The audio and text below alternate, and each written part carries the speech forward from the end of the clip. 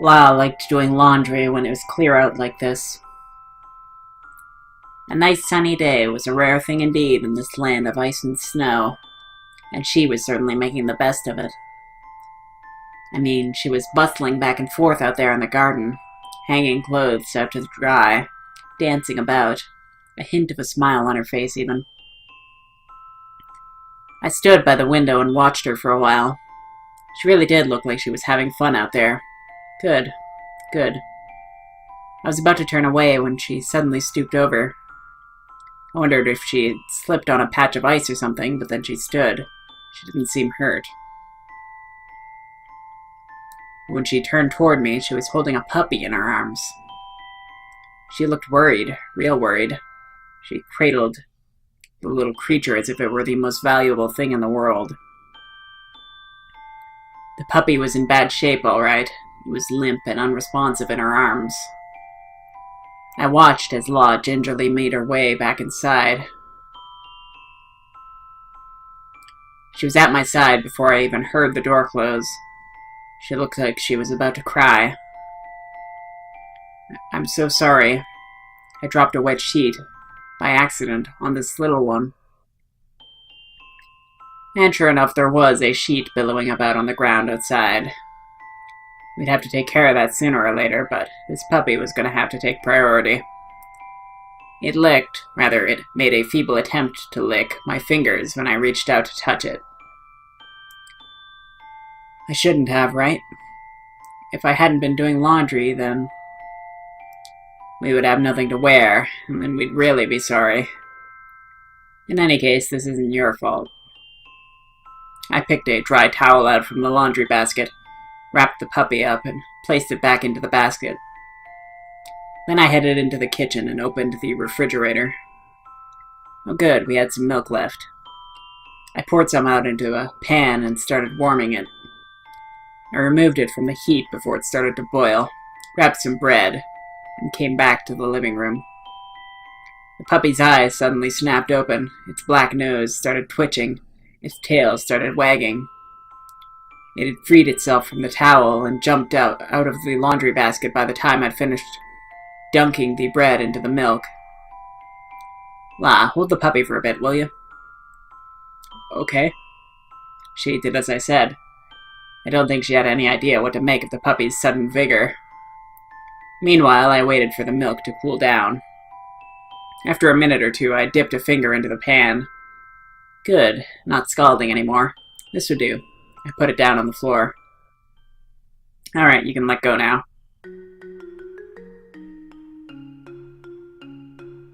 You know, I know that cats like milk, but I've never really heard of dogs or puppies liking milk. The puppy jumped off her lap the moment she let go. It made a beeline for the pan and started demolishing its meal. Of course, La couldn't take her eyes off the puppy the entire time. He was probably just hungry. Remind you of somebody, La scowled at me briefly, but she couldn't stay mad at me for long. Soon enough, a little smile came to her face as she watched the puppy lapping up the milk. "Bread and milk, is that good enough?" Well, proper dog food would have been better, but we don't have any, so this'll have to do. "And you've had pets before?" "Why do you ask?" "Well, you look like you know what you're doing, as if you've done this before." "I had a cat once. A kitten. Well, that explains why he went to milk immediately.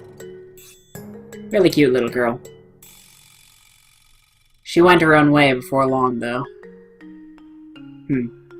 Wait a second. La suddenly reached out and grabbed something on the puppy's neck. The puppy, of course, was too busy wolfing down what must have been its first meal in days to notice. A collar, and on it a gold-plated nameplate. So, this is someone's pet. Can you make anything out? Jackal. So, that's his name. How wonderful. Wait, there's something else. An address on 7th Street. 7th Street. He came all the way from there. No wonder he's in this condition. His meal obviously finished, Jackal came ambling toward where La was sitting on the living room floor. He turned around a couple of times and finally curled up with his head on her lap. He closed his eyes and settled into a contented sleep. His owner is probably a girl. Such a pushy little guy, don't you think? Maybe, but his owner's probably worried sick. Probably looking out for him, or looking for him. Well, the chapter title was called Astray, so it wouldn't surprise me if actually the owner just completely abandoned him. Can we go? Take him to 7th Street? Sure. If we keep him here, he'll end up eating everything in the house anyhow. We'll get going once he wakes up. And so we waited. I sat in a chair and read a book. La, on the other hand, sat motionless on the ground, as if she did not wish to disturb the dog's sleep. Soon enough, Jackal rolled a little and started shuddering. La looked up at me as if she had no idea what to do. He's still half asleep, that's all. Give him some time. Really? Doesn't seem that way. By now, La had started shuddering herself. But Jackal finally opened his eyes with a big yawn, then he got to his feet. After a long, leisurely stretch, he looked up at us with an unmistakable grin and a wagging tail. Alright, let's go. Wait, do they allow pets on the trolley? No, they didn't, as a matter of fact. Which meant we were going to have to hoof it. We're going on a walk. How nice, huh, Jackal? I looked at the two of them. They were quite the sight. I didn't know who looked happier about this turn of events, Jackal or La. Usually this kind of exuberance would annoy me, but for some reason, not today. So I shrugged. What could I do, after all? I attached a leash onto Jackal's collar, and we all walked out the door together. Now I had the leash in the very beginning, but La kept looking at me so enviously that I had to hand it over. Though the way Jackal was surging ahead now, there was some doubt as to who was walking whom. La, keep your eyes on the road, otherwise you'll bump into something. Oh, right. Eek. And so we walked along. Rather, I walked along. La was pulled and dragged this direction and that. You know how they say that sometimes with pets it's hard to know who owns whom? In this case, the relationship was obvious. A large percentage of people in town kept pets. This made sense. Most of us were mnemonicides, living out solitary lives. Companionship was always welcome. No matter whether it was furry or scaled or finned. A lot of... Never mind, I'm not even going to make that joke. Still, I thought there was something terribly wrong with this. Why was it that pets were more welcome than people here in this walled garden, frozen with duller and ice? 7th Street was an urban promenade, filled with narrow streets lined by tall buildings. We mnemonicides lived in these apartment complexes when we were off duty, here and on 5th, where I had my place. When it came time to take a guest, we were given a more spacious residence for the duration of that assignment. Now, La had never seen this place before. Usually she'd skip along, taking in the sights and sounds at her own pace. There wasn't any chance of that today. Jackal was all over her. A woman, probably a mnemonicide, on her way back from grocery shopping, stopped to watch the spectacle. I could hear her giggling softly as we walked by. It took us roughly an hour to find the address that had been written on Jackal's collar tag. We located the apartment number in the doorside directory and pressed the corresponding buzzer. But no one answered. Maybe no one's home. Now what?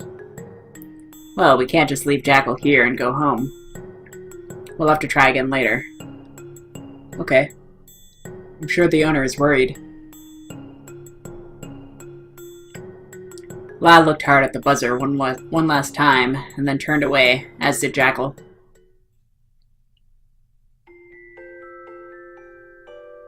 It was still such a nice day out, so we ended up walking all the way to Cafe Aroma on 6th.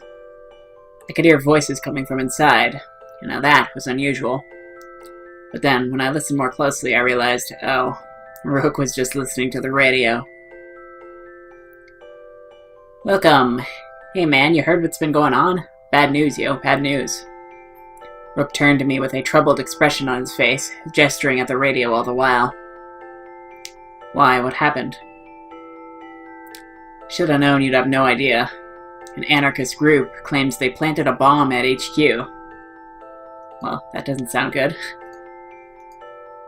Now everyone was evacuated, so no real harm done, but still, man.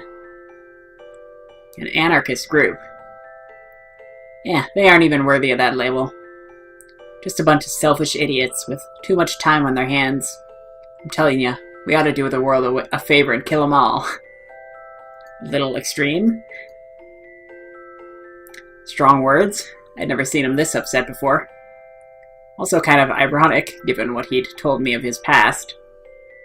Lau was standing at the door, unsure of whether she ought to come in or not.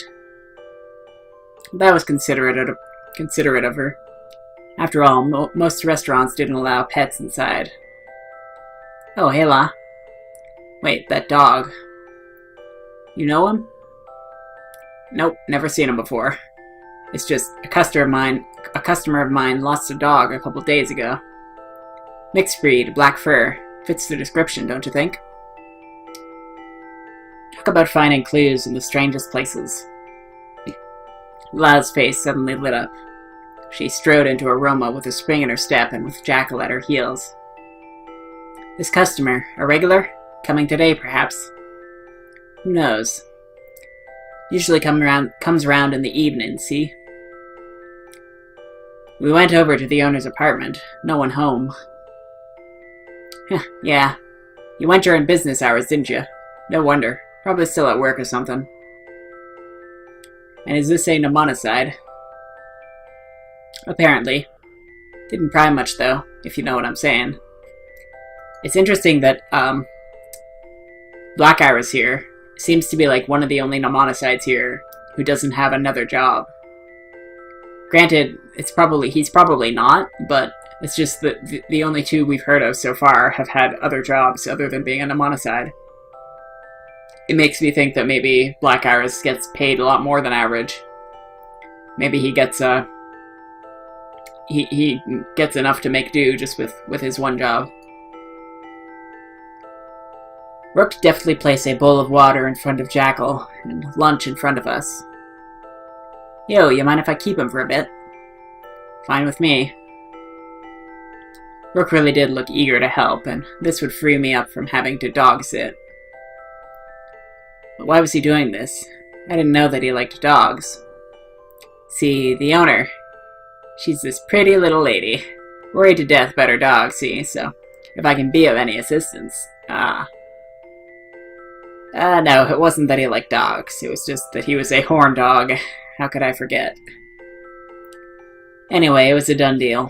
Rook took Jackal, and we took in lunch. After we finished, it was time for us to leave. Lau clearly didn't want to leave Jackal behind, but she knew that it was better this way. So she patted him on the head gently before heading out the door. Jackal closed his eyes with bliss, and as we walked down 6th on our way home, I felt him watching us, or rather, La, from the window. Obviously, she had made a new friend.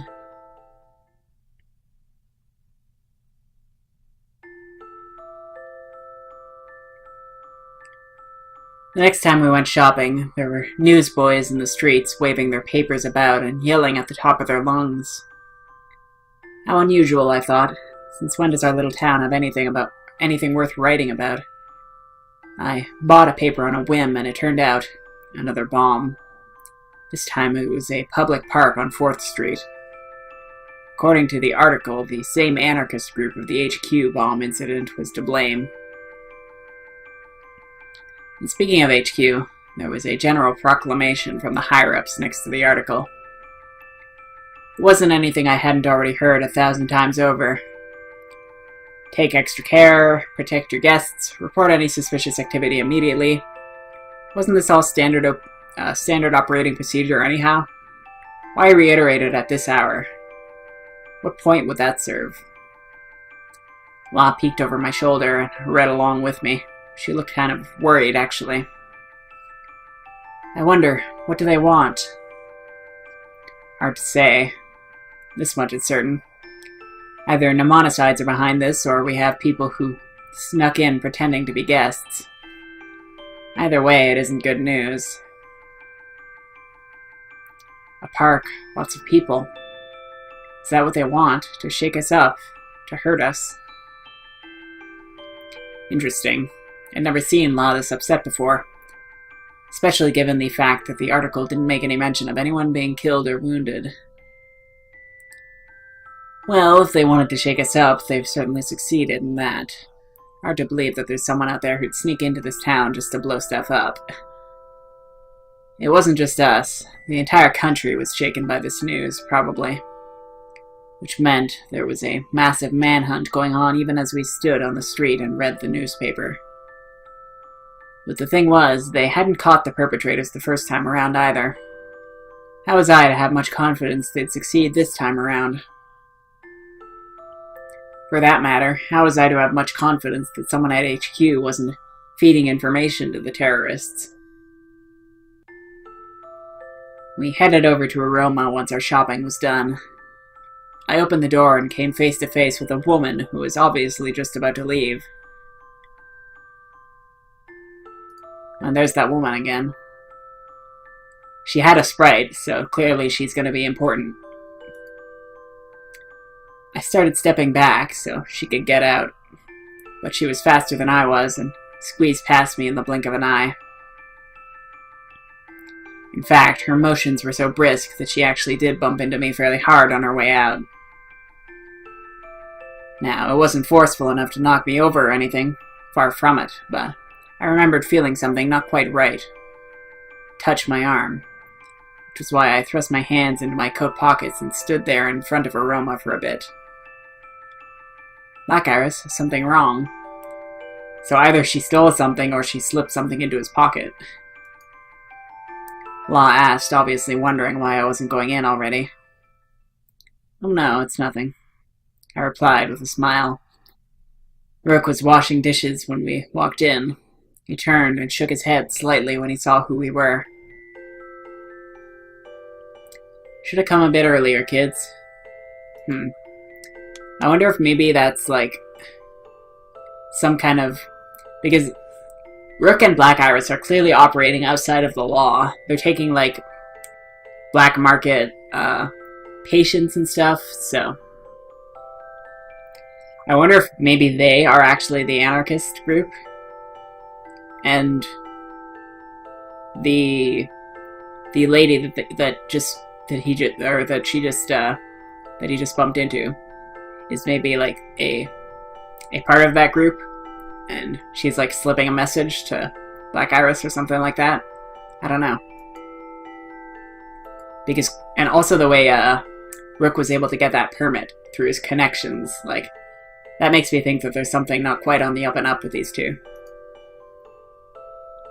Should have come a bit earlier, kids. Jackal's owner was here up till a few minutes ago, you see. No kidding. So, she's the one I bumped into on the way in. Yeah, no doubt. Anyway, she said she wanted to thank you in person, so I gave her your current address. She told me she'd be coming around your place in the evening. Alright. We took our usual seats at the counter.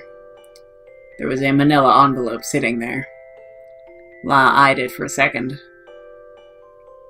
Think this is hers. More than likely. Not a very organized person, is she? First she loses her dog, and now she's leaving her stuff around everywhere. La picked up the envelope and gave it to me. I put it in my pocket. If that woman really was going to come over later tonight, I might as well give it to her then. Besides, I had bigger fish to fry at the moment. Hey Rook, that lady. Does she come here often? Yeah, she's been coming every day for an entire week now. Know what the weird thing is, though? Today's the first time I've seen her at this hour. She always stops by at night, right before closing time. Every day. Then I wonder, perhaps she isn't on assignment right now. If she were, then there's no way she'd come here alone. Rook stopped washing mugs for a moment. He turned and nodded. Yeah, I guess you're right.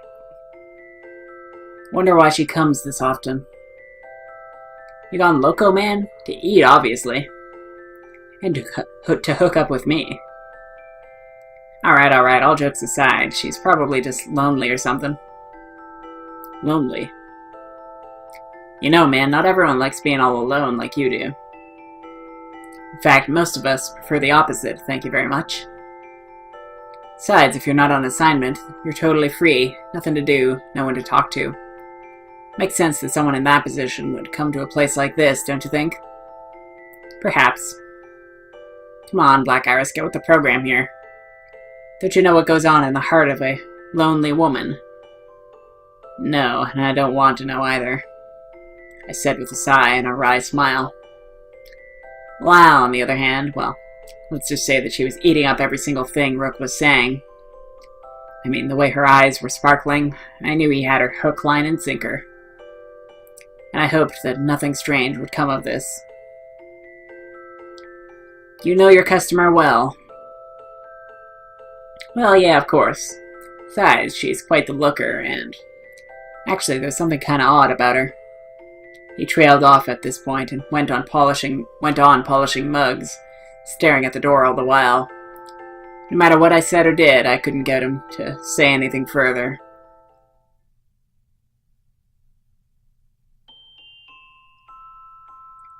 We got back to our place shortly before sunset. La and I were busy making dinner when there was a knock at our door. Now, La had her hands full, literally, with hamburger meat, so I went to see who it was. I looked at the peephole, and sure enough, there was someone standing there. I opened the door a crack. Is this the residence of Black Iris, the Mnemonicide? I came to thank you for finding him, or my dog, a few days ago. For someone who lost track of dogs and envelopes on a regular basis, she was really rather punctual. I opened the door to the rest of the way. Sure enough, there Jackal was, along with the young woman I'd bumped into at Aroma. Her face stiffened when she saw me. Maybe it was surprise. Maybe it was something else. Anyway, she took a step back and gave me a look that was closer to a glare than anything. But La came rushing out of the foyer before she or I could say anything further. The woman opened her mouth to say something, but snapped it shut when she saw La running toward her. So, you're Jackal's master. Isn't that wonderful, Jackal? Aren't you happy to be with her again? La squatted down to bring herself face to face with the dog. Then she looked up at her guest and inquired, May I pet him? Oh, of course. He'd love it. The woman finally let a smile creep onto her face. She handed over the leash to La, who took it gladly. Jackal, on the other hand, started jumping up and licking La's cheeks, even more gladly. Obviously, he remembered who she was. Huh, that tickles. When she turned back to me after watching La and Jackal frolic about, there was no hint of iciness left in her eyes anymore. My name is Lips. I'm a Mnemonicide. You know, I wonder, Black Iris, Lips, I wonder if these are like code names, and Rook. I wonder if these are like code names that have to do with how they perform their mnemonicides. Like maybe Black Iris uses his eyes to hypnotize people, whereas Lips uses her mouth, like her speaking. Maybe she like uses some kind of somatic. I don't know. I came here to thank you for taking care of Jackal when he needed it most. So if there's anything I can do for you, please, she said with a voice as clear as the winter sky. She bowed deeply. Her long hair spilled over her shoulders as she did so. Oh no, we didn't do much. If you want to thank someone, go see Rook, the guy who operates Aroma. Oh yes, I've already done so. Oh, and here. I didn't have any idea about how to thank you, so I brought you some sweets. You brought them to the wrong guy. Lips held out a nicely wrapped package. For a moment I had no idea whether I should accept it or not, but only for a moment. I took the box. Yeah, we can give it to La. That's fine. Well then, I'd best be off. And that's exactly what she would have done had La not stopped her. Wait. Lips, would you stay a while? Okay with you, Black Iris. I wondered why she was asking me at all. This was her place as well, obviously. I nodded anyway. La looked happy about that. You haven't eaten yet, correct? Care to have dinner with us? But... also, love to play with Jackal some more. May I? Whatever doubts Lips might have had, they evaporated at this point. She nodded with a smile. I wonder if she might have been thinking that it's inappropriate to, build memories with a subject of a mnemonicide when they're just gonna forget it anyway. I don't know. She might be thinking it'll make Black Iris's job more difficult. Then I'd love to. Thank you very much. She wiped her feet on the mat. Actually, Jackal came bounding up and imitated his master as well, and came on in. And La, well, she was proving herself to be quite the host. She led Lips to a chair, brought her a nice cup of tea, and then went back out into the kitchen to get dinner done.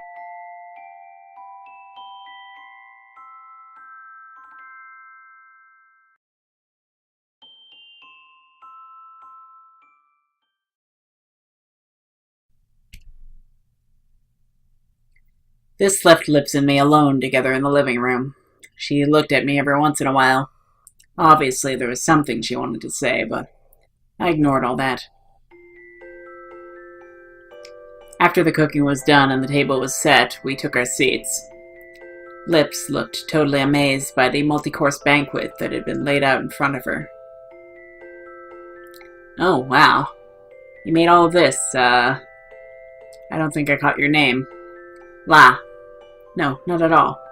Black Iris helped too. Or not all. Wait, more like he did everything, and I helped him. A few weeks ago, that would have been true. Now it was a lie, though. La had turned herself into an extremely good cook in the meantime. She'd come a long way, too. At the very first, it was dangerous to even let her handle a knife, but now she basically ran the kitchen. Wow, I'm looking forward to this. I haven't eaten home cooking for such a long time now, Lips said with a gentle shrug. La just beamed at her. After dinner, we had coffee and the sweets that Lips had brought us. Well, actually, I was the only one eating.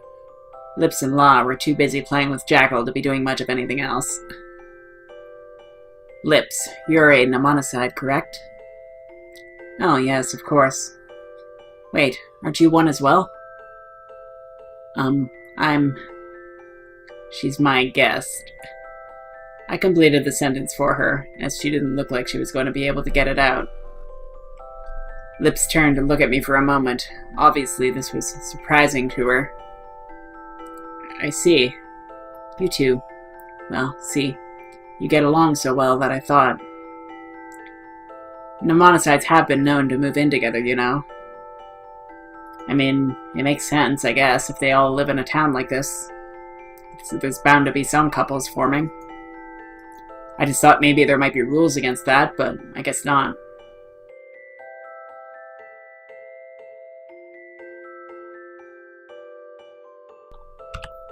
Oh, no. You know, it was like clockwork these days. Whenever anyone said something like this to La, she invariably blushed, and furiously at that, in a matter of seconds. Have you been one for long? In a monocyte, that is. Oh no, I've just wrapped up my first year of service, actually. I see. Wait, Black Iris, how long have you been one? About 3 years, I think. We talked about this and that until it became very dark out indeed. Lips stood and indicated that she'd better be heading home. Alright, I'll walk you to the station. Lips nodded silently. La piped up, said she wanted to come along too, but I made her stay at home. I expected her to argue, but she looked up at me once, closed her eyes, and nodded. Maybe she'd got the wrong idea.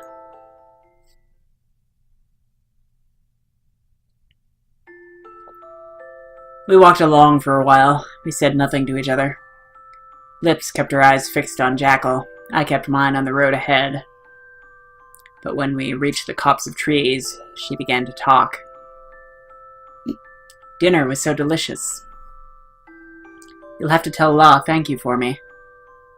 Wait, I came to thank you in the first place, and now... I suppose. Enough small talk. I'd like you to return what you took from me. I knew there was something going on here. And what might that be? You know as well as I do. You've been holding on to something of mine ever since we bumped into each other at Aroma today. She stopped and held out a hand expectantly. I sighed and smiled bitterly. You say that so shamelessly, as if you had nothing to hide. But tell me, what were you doing with a gun anyhow?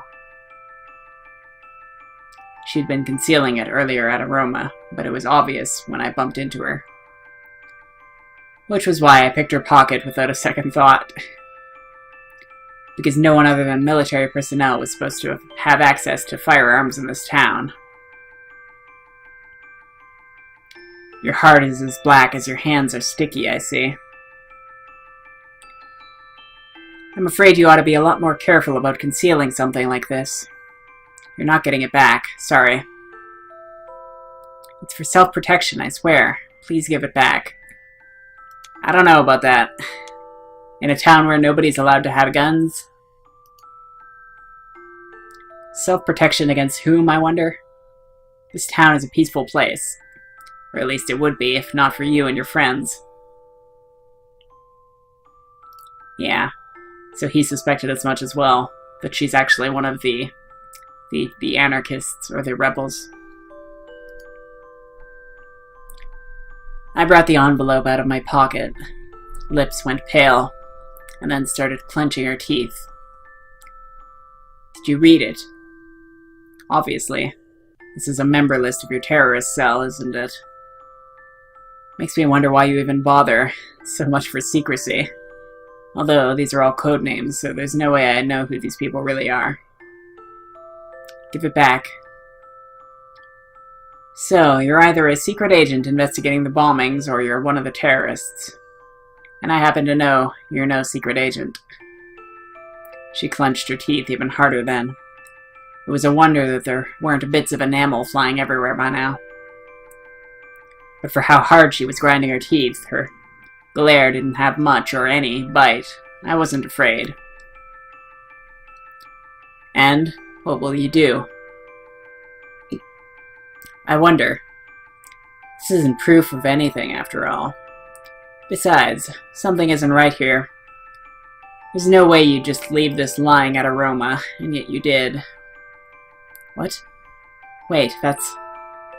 Which means that it was intentional, or that you're stupid beyond salvation. Or that she gave it to Rook, or that Rook has one of his own, because he's also a member. Clever of you.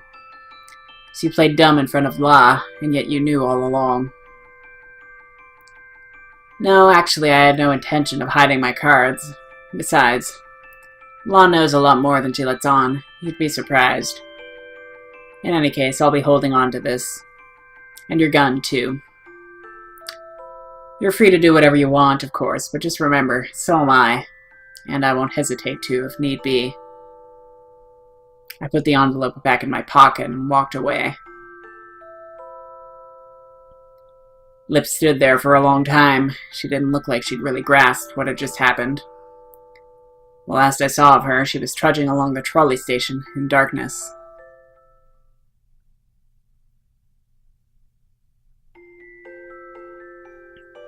I'm not sure how I feel about Black Iris having a gun now. What I would hope would happen is that he would turn it in as like an item to be confiscated. Say that he just found it somewhere. Things were quiet for a time. The days went on without fuss. Law went on enjoying everything she could. I went on wondering what kind of use I was as a guide. There was no news of bombings, or of terrorist groups, or of death. No news of Lips either. She'd stopped coming to Aroma altogether. Rook was a little, make that insanely unhappy about that last bit. The next time I bumped into her was almost a week afterwards, in broad daylight. We'd finished eating lunch at Aroma, as per usual, and were wandering around the area where La found a bookstore. Now, La loved books. She read them voraciously, no matter what genre they were. Short fiction, non-fiction, horror, romance, science fiction, fantasy. She devoured them all. Speaking of which, I'd not taken her to the library yet. I promised her I'd do so some time ago. But then, a lot, for instance, the bombings in Lips, happened. Which was why it had totally slipped my mind up until now. To be honest, I felt kind of guilty about that. La, if you find a book you want to read, come get me. I'll be waiting over there on that bench. La nodded with a smile and rushed into the bookstore. Such a simple thing made her so happy. It made me wish I'd figured that out about her a lot sooner. Then again, this was the kind of thing that I never noticed until it was too late.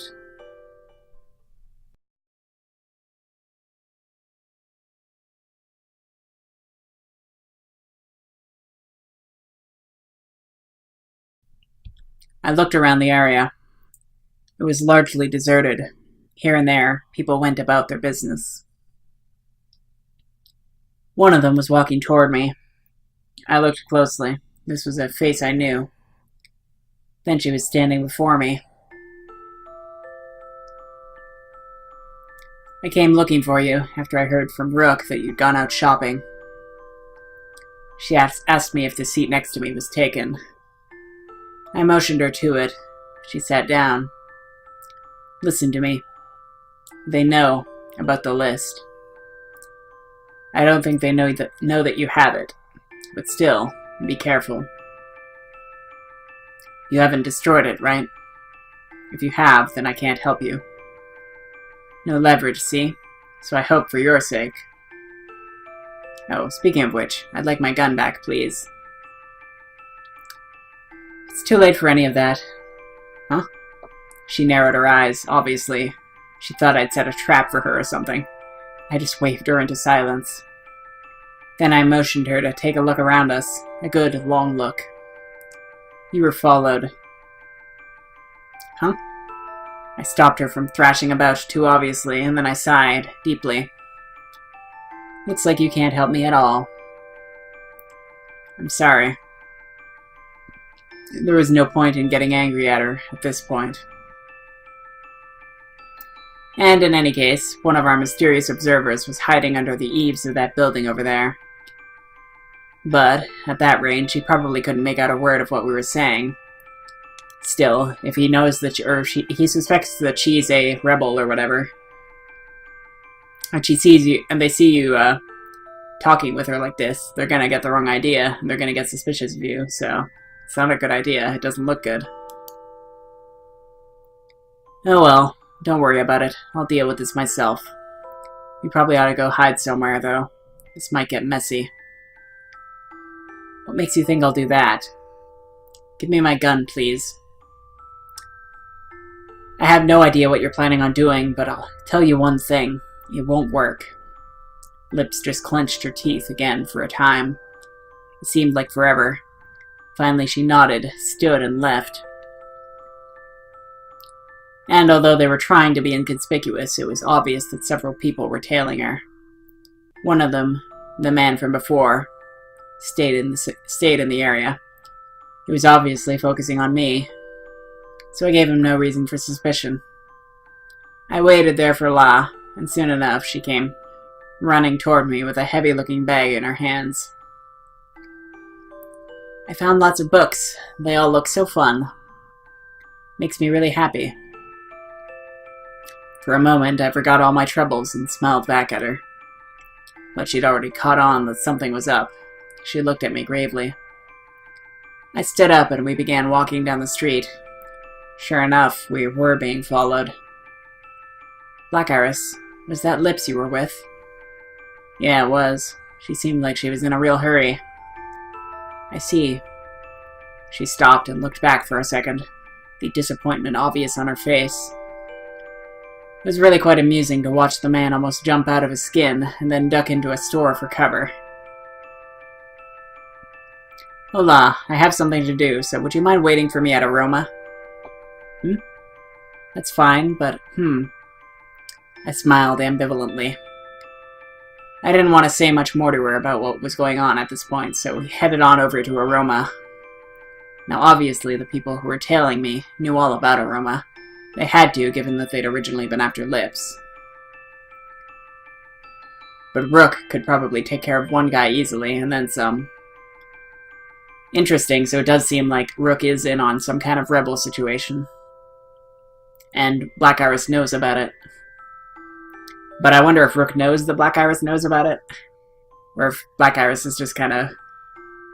he didn't care, so he never brought it up or something like that, but it was just obvious to him. I don't know.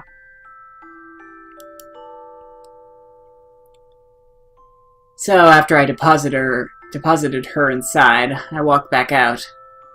My shadow looked a little confused as to whether he should stay and observe La or follow me. Eventually, he chose to come after me. I lost him fairly easily as I made my way through the back alleys of 6th Street. This old corner of 6th was a maze of twisty passages all alike.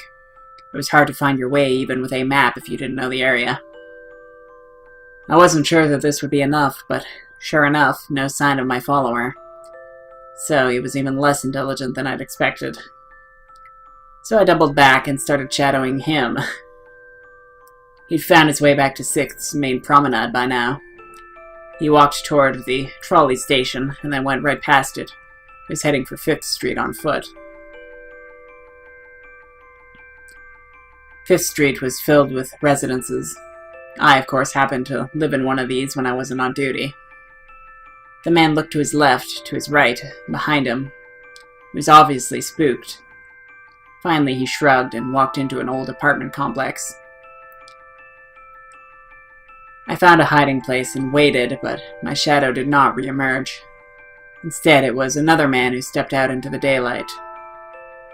A man whose face I knew. He headed down the street and into the trolley station. I stopped my pursuit at this point. There weren't many passengers on the trolley, even on heavy days, so I didn't want to risk discovery. Because if I knew who he was, the opposite had to be true as well. La was nowhere to be found by the time I got back to Aroma. Well, that's not good. My heart sank. I turned to Rook and asked him what had happened. Damn it. This is not good. She said she needed leverage to get her gun back, and now she's taken... La.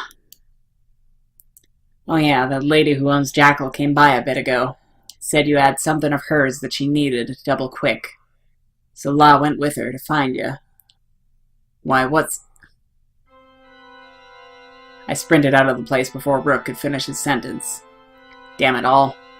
It's too late now, but for crying out loud, I should have told Rook that something was up. Lips probably thought that her lists and her gun were at our place on 8th Street. No wonder, so that's why she went after La. I caught the next trolley to 8th. The train hadn't even stopped when I jumped off and started sprinting down the streets. When I got to the copse of trees, I noticed the profusion of footprints all around, big ones and little ones, La's. This was just getting worse and worse. I checked to see that I had the gun on me, got ready to whip it out at a moment's notice, and kicked open the door to our place. The house was completely silent. That's an expression we haven't seen on him before. It had obviously been ransacked, but there wasn't a soul around anymore. No, actually, Lips was sitting motionlessly on the living room floor, although I was beginning to doubt that she had a soul. Lips, what did you do to her? She looked up slowly as if her mind were swimming in mud. Then her eyes opened wide. She took my arm and refused to let it go. She was shaking. Oh my God, I'm so sorry. I thought I'd lost them for sure, but... Great. She was gonna have to calm down. Now. We were just wasting time here. Though I did have one crucial piece of evidence now. She'd been followed to our place. That's why the terrorists knew to strike here. Sorry about that. I think I'm fine now. She let go of my arm, took a few big breaths, and began to explain what had happened. So I came to your place. I wanted to get my gun back from you at the very least. But the moment I got into the house, a couple men from the group rushed me. 3, maybe 4. They took me down pretty quickly. La tried to help me, but she was taken hostage, was she? Most likely. They'll probably demand the list in exchange for her. And, do you know where they are? I have no idea. They've been operating from an apartment on 5th, but they know something's up now. If they're intelligent at all, they'll have moved to another safe house by now. Great. Now what? If I proceeded about this the wrong way, La was going to be in grave danger. But I couldn't just sit here and do nothing.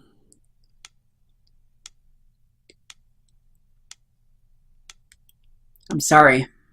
This all happened because I was sloppy. So I'll make things right, somehow. I'll be fine, she said as she got up off the floor. She certainly didn't look fine. Her face was pale, and her legs were shaking a bit. I sighed and stopped her before she went out the door. I appreciate the sentiment, but you'd better stop.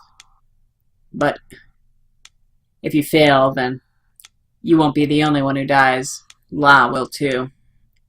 That's quite enough out of you. She looked like she was about to cry, out of frustration and anger. I surveyed the wreckage around the room. Poor La. All her tidy housework had gone to waste. Our assailants had obviously been very thorough in their search. But I have to do something. We have to save La. And that's exactly what I'm going to do. But Lips just shook her head violently. It's my fault this all happened. Yes, that's true. But there's something else. She knew about me. She knew everything, and she still tried to rescue me. So you told her about the group then? Yes. There wasn't any way I could avoid it. She made me say everything, just what it was you'd taken from me, just how dangerous it would be. And then she brought me to your place. They tried to take me hostage too, you see, but she assured them that she'd be sufficient. They believed her. Suddenly, a line from a book I'd once read flashed into my mind, something about idiocy, claptrap, and hysterical folly, roughly in that order. But I also realized, with dawning horror, that it was just like La to do something like this. She's such a good girl. I love her in my own way. I consider her my friend. That's why I'm coming with you, whether you like it or not. Very well. Not like you'd take no for an answer anyway. Let's get going. Even if the group tries to contact us, they won't come here to do it. You have a telephone at your place? No. I don't find it necessary. Fair enough. Not many people in this town.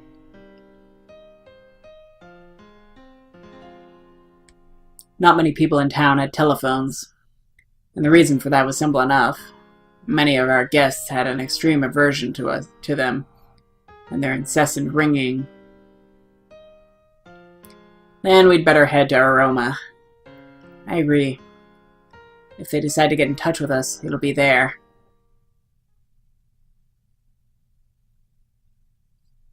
There was no point in searching around blindly. That would hurt more than it would help. So for now, we were going to have to wait. I knew that intellectually, but still, emotionally, this was hard to take. Every moment we sat still was another moment that La was in a hostile party's hands.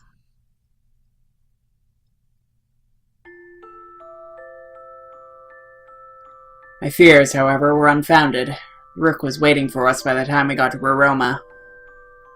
There had already been contact. Alright, so we're going to finish this off next time. So, until next time, take care, and I will see you then.